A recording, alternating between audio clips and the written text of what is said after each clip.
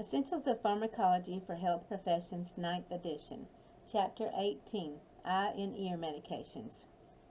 Please keep in mind this is a summary of the chapter. You can enhance your knowledge by reading the ebook or in the textbook. Chapter Objectives. Upon completion of this chapter, you should be able to demonstrate the administration technique for instillation of ophthalmic and otic medications, describe the 5 categories of ophthalmic medication, identify side effects, precautions, and contraindications and interactions for each category of ophthalmic medication, explain appropriate patient education necessary for each category of eye and ear medications, and describe common uses for otic medications. According to the National Eye Institute, the most common eye diseases in individuals 40 years and older include macular degeneration, glaucoma, cataracts, and diabetic retinopathy. Conjunctivitis, or inflammation of the conjunctiva, is also known as pink eye or red eye, is one of the most frequent causes of patients seeking help. Allergens, irritants, mechanical abrasions, bacteria, and viruses all can cause conjunctivitis. If you look at the picture on the right, it illustrates the different types of conjunctivitis. You see the healthy eye at the top left, bacterial conjunctivitis, top right, viral, bottom left, and allergic conjunctivitis, bottom right. Ophthalmic medication categories. Medications for the eye can be classified into 5 different categories. They include anti-infectives. These are available in topical ointment and topical solutions for the treatment of superficial infections of the eye caused by susceptible organisms. Anti-inflammatory agents. These are used to relieve inflammation of the eye or conjunctiva in allergic reactions, burns, irritation from foreign substances, or post-operatively. Anti-glaucoma agents. These are used to lower intraocular pressure. There are 5 categories based on their mode of action, with the topical medication being the most preferred and prescribed. Mydriatics is for pupil dilation. These are used topically to dilate the pupil for ophthalmic examinations. And local anesthetics. These are applied topically to the eye for minor surgical and diagnostic procedures, removal of foreign bodies, or painful injury. Anti-infectives. There are many anti-infective ophthalmic ointments and solutions available for the treatment of superficial infections of the eye caused by a susceptible organism. Ointments are preferable to drops in children, patients with poor adherence, and nighttime administration, whereas drops are preferred in adults and daytime administration because ointments will cause blurring of the vision for 20 minutes after instillation. When instilling eye medication, you want to gently pull the lower lid down and have the patient look upward. The ophthalmic solution is then dropped inside the lower lid. The image below shows the demonstration of eye drop administration. This slide shows the side effects, cautions or contraindications, and interactions of anti-infective ophthalmic medications. Side effects include hypersensitivity, conjunctivitis, irritation, local burning, stinging, blurred vision, rash, urticaria for individuals with a history of allergy. Cautions or contraindications include anyone allergic to the drug and viral and fungal disease of the ocular structure. Interactions include prolonged use of corticosteroids can result in secondary ocular infections.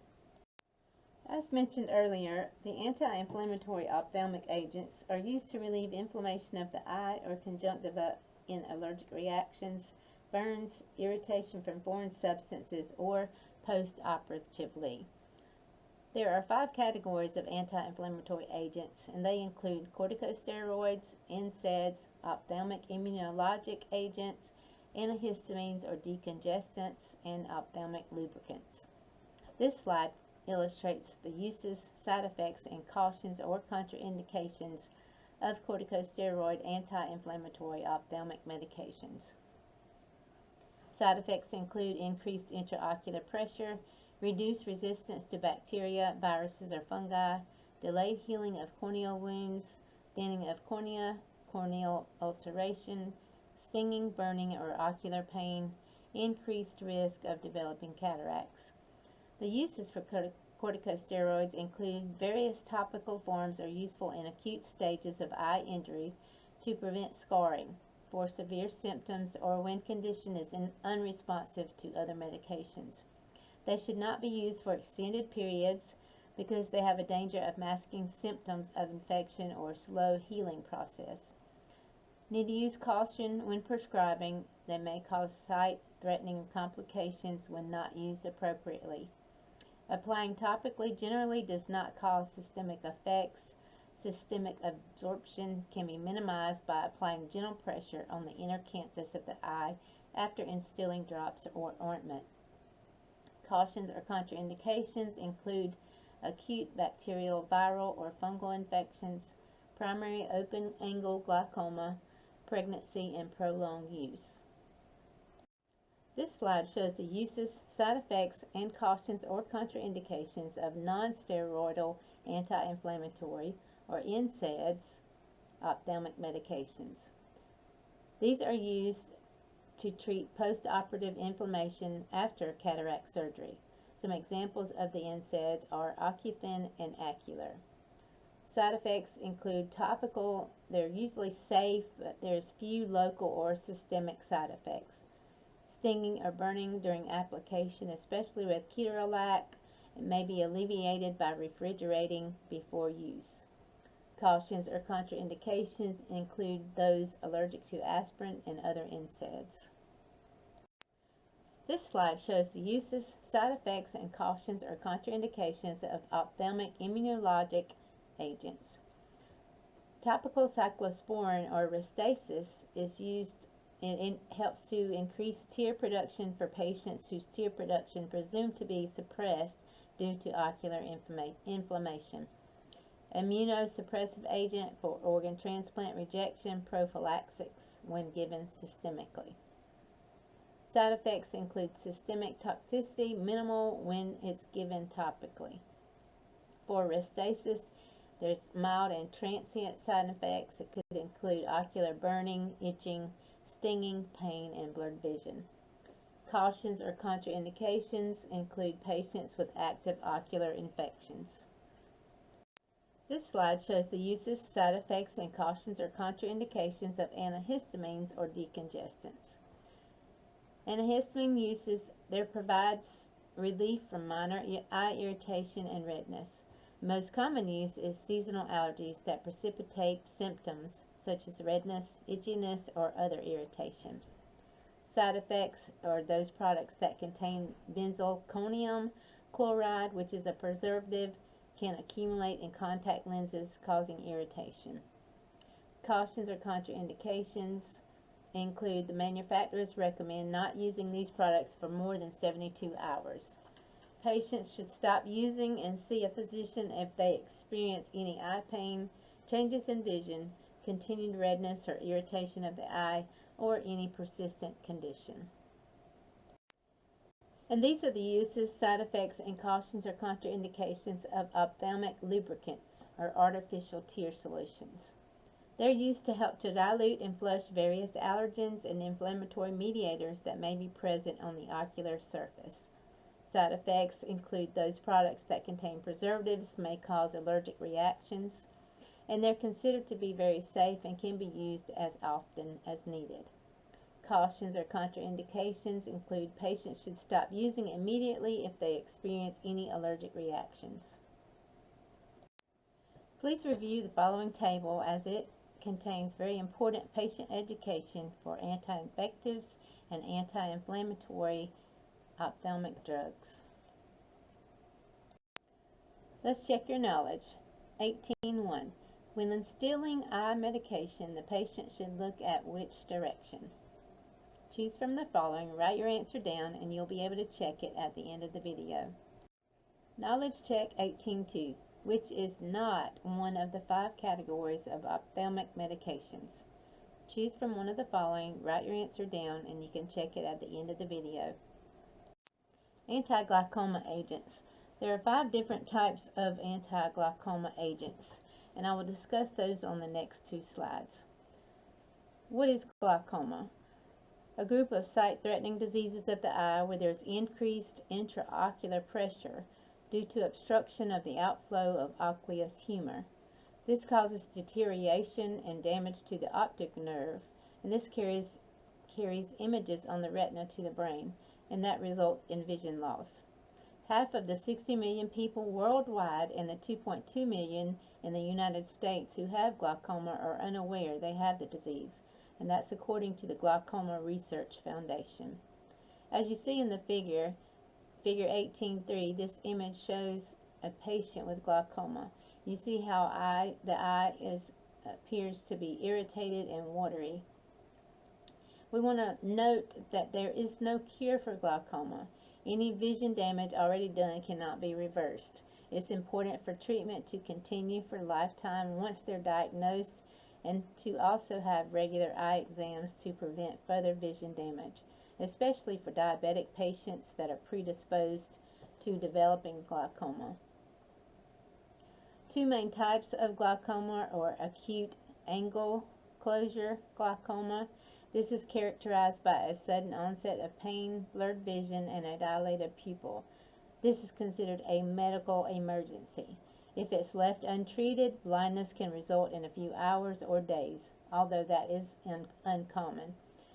Treatment consists of miotics, osmotic agents, carbonic anhydrase inhibitors, and surgery to open a pathway for the release of aqueous humor. The second type is chronic or open-angle glaucoma. This is more common and bilateral, develops slowly over a period of years with few symptoms except a gradual loss of peripheral vision and possibly blurred vision. Patients will experience halos around lights, and central blindness are late manifestations. Treatment consists of miotics, carbonic anhydrase inhibitors, and a local beta-adrenergic blocker such as timolol or Timoptic eye drops. In this table you see 2 of the 5 different types of anti-glaucoma medications, their respective side effects, cautions or contraindications, and interactions. Carbonic anhydrase inhibitors such as Trusopt, these act by decreasing formation of aqueous humor, and it has a diuretic effect. Side effects of this is burning or stinging, blurred vision, and bitter taste. Cautions or contraindications include those with sulfonamide hypersensitivities or concurrent ophthalmic and oral CAIs. Interactions are decreased effects of lithium and oral antidiabetics, increased effects of quinidine, amphetamines, and other diuretics. Hypokalemia with thiazides and corticosteroids. Acetylamide, these reduce formation of hydrogen and bicarbonate ions. They have diuretic effect and reduce production of aqueous humor. Side effects of this is oral and IV carbonic anhydrase inhibitors, drowsiness, fatigue, confusion and seizures, hepatic and renal disorders, and photosensitivity. Cautions or contraindications with these include COPD, diabetes, electrolyte imbalance, hematological, hepatic, pulmonary, and renal diseases, sulfonamide hypersensitivities, and pregnancy and lactation. There are no interactions with this. The second type is miotics. These cause the pupil to contract, and they act by increasing the aqueous humor outflow. An example of this miotic is pilocarpine. Side effects is blurred vision and myopia, twitching, stinging and burning, ocular pain and headache, photophobia and poor vision in dim light, cataracts and retinal detachment. Cautions or contraindications include angle closure glaucoma with acute inflammation, history of retinal detachment or retinal degeneration, acute inflammatory process, soft contact lenses in place, and corneal abrasion. Interactions is topical atropine, which reduces effectiveness. This table shows the last 3 of the 5 different types of anti-glaucoma medications and their side effects, cautions, or contraindications and interactions. Beta-adrenergic blockers such as timolol or Timoptic. These are non-selective. They're used topically to lower intraocular pressure in open-angle glaucoma. Side effects with these are ocular irritation, tearing, conjunctivitis, or diplopia, transient blurred vision with gel formulation. Cautions or contraindications include bradycardia, heart failure and heart block, and patients receiving oral beta blocker drugs, asthma, and COPD. Interactions include other anti-glaucoma drugs to help lower intraocular pressure, oral beta blockers to increase chances of hypotension, bradycardia, and heart block. Alpha agonists such as brimidine, alpha-gen P, they're selective alpha-2 agonists. They decrease the formation and increase outflow of aqueous humor. Side effects include conjunctival redness, itchiness, and stinging, dizziness, drowsiness, dry mouth, and headache.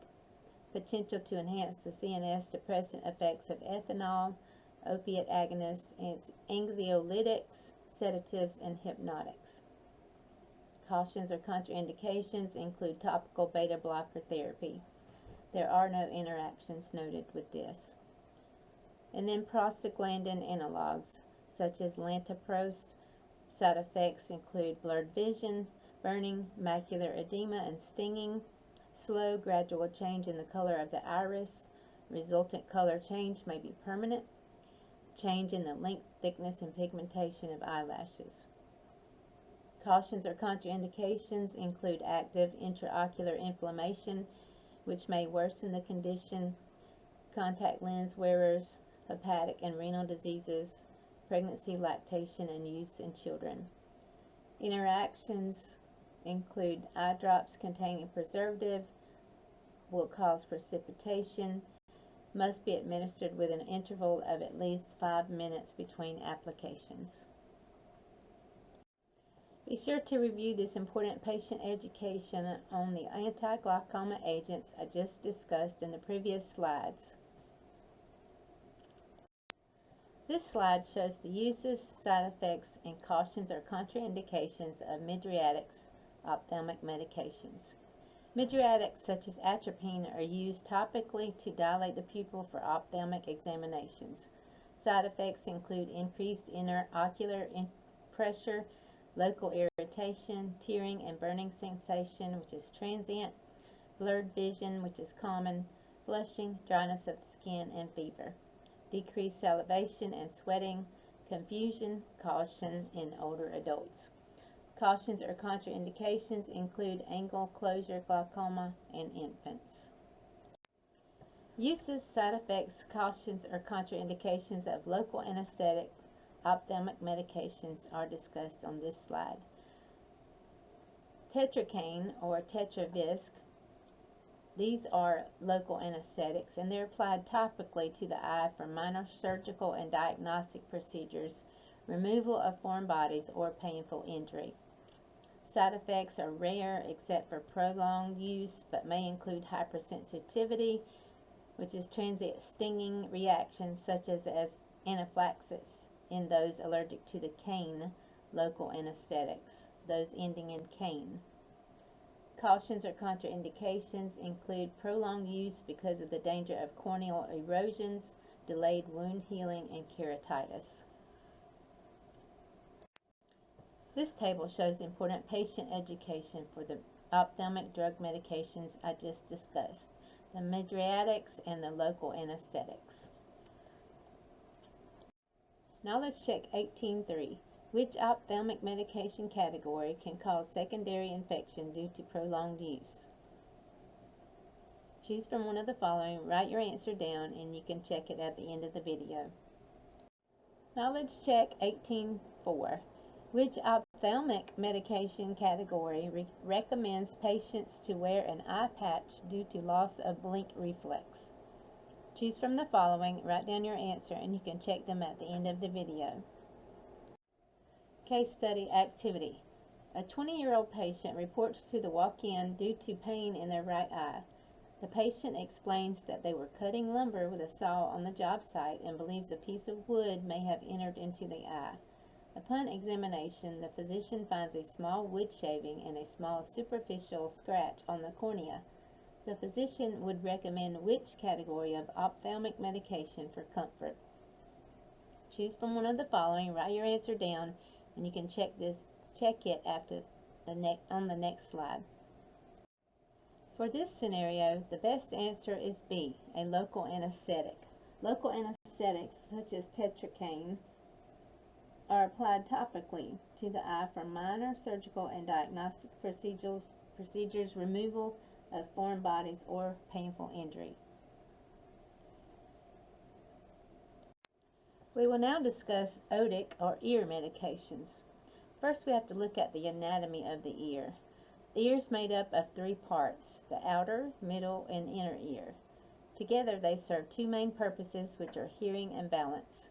When either of these functions is disrupted, it's usually a sign that there's an inflammation or blockage in one or more parts of the ear. There's two main categories of common ear conditions, and they include the ear infections and earwax buildup.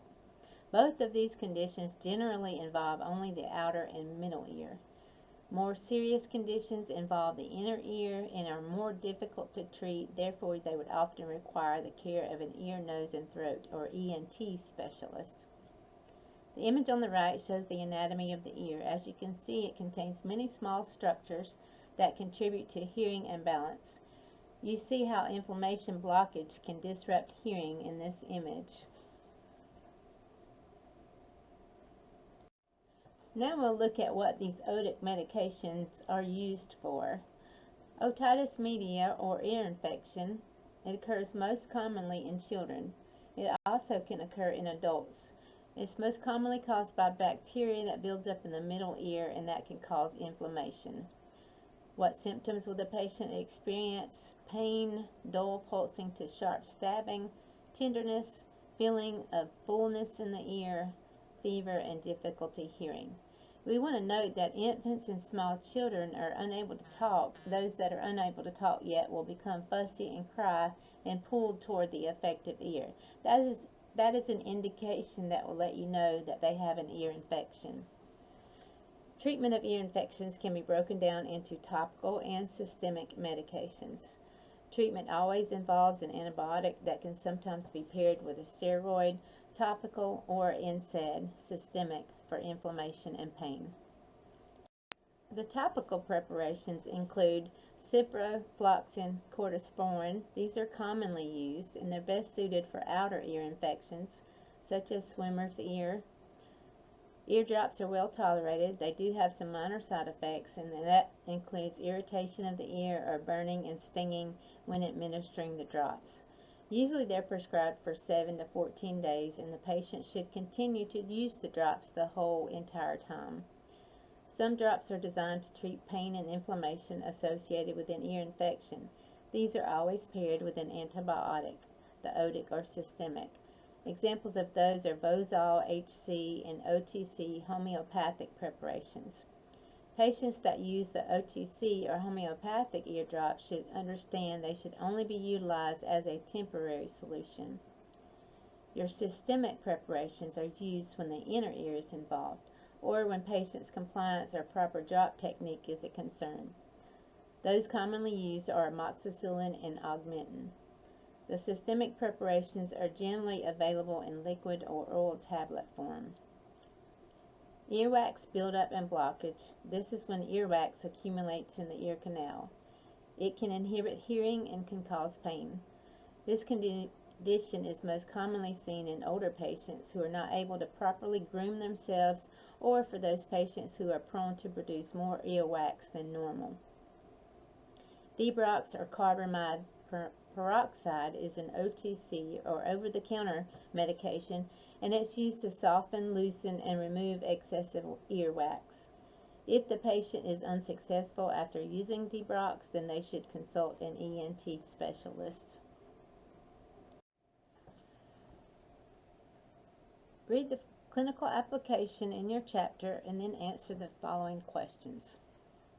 Can a pharmacist substitute an ophthalmic preparation for a topical, otic, or ear antibiotic? Can you use eardrops in the eyes? You will get your answers after you read the clinical application. Knowledge check 18.5. Earwax buildup is more commonly seen in blank patients. Choose your answer and you can check them at the end of the video. This slide provides your knowledge check activity answers 18.1 through 18.5. Now you can assess yourself by answering the following questions to see what you have learned from this chapter. This concludes Chapter 18, Eye and Ear Medications.